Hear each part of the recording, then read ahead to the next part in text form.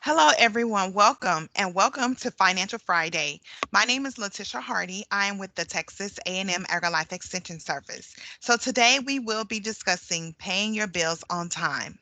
So when we talk about paying your bills on time, we want to stress the importance of taking care of this responsibility.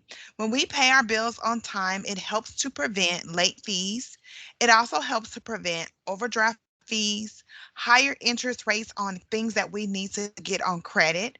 It helps to lower our credit score and it helps preserve a higher cost of future credit.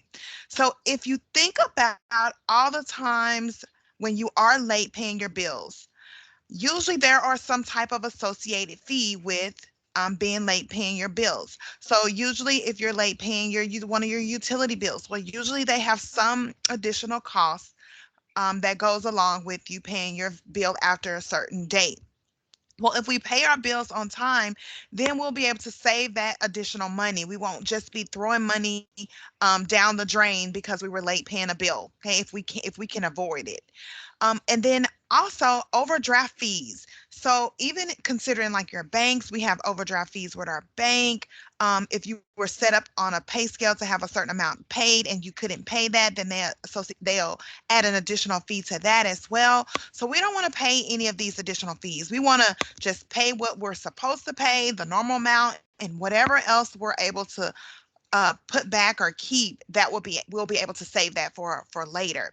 Now, when you're constantly paying things late, when you have overdraft fees, even if they're on your bank account, when you're trying to get something on credit, a lot of times you're looked at as not being a liable person or a liable candidate for to receive credit. So usually lenders don't want to give you any credit because they don't know that you're going to either pay on time or if you're going to pay them back at all. So usually they are not going to want to give you a line of credit. So it's important that we do make sure that we're paying our bills on time, setting yourself up some type of calendar or reminder on your cell phone or in your Outlook calendar so you'll know when these things are due and when they need to be paid, and so that you can pay them either in advance. Advance will be great if you have that option, but it will save you later. So when you're not paying on time, it will affect your credit score. It will affect your credit rating, meaning it's going to reduce your credit score. So usually you're going to have to get a higher interest rate than what you would have had you had much better credit. And so when we're looking at our credit score, it's based on a number of things. It's based on your payment history.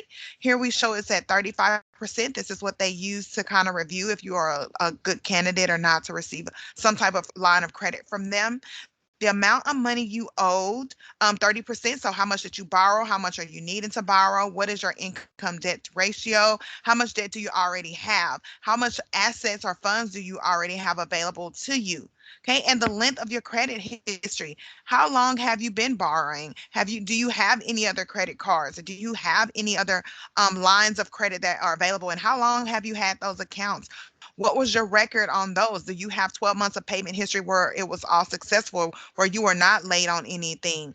Do you have any new lines of credit available to you? Here is showing 10% in our goals here. So 10% is what they're looking at to review if you have any new lines of credit. How many new lines of credit do you have? All of those things will actually take an effect on your credit history as well. And also a lot of inquiries for you constantly applying for new lines of credit.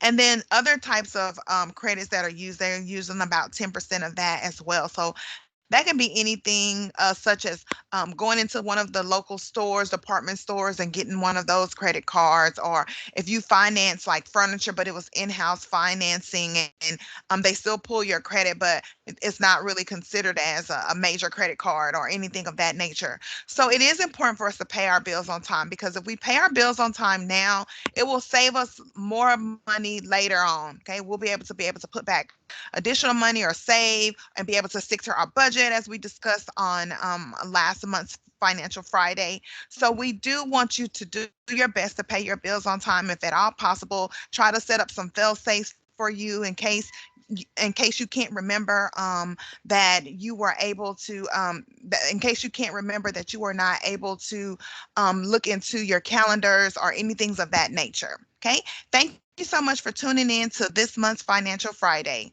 I'm Letitia Hardy, and we will see you again next time.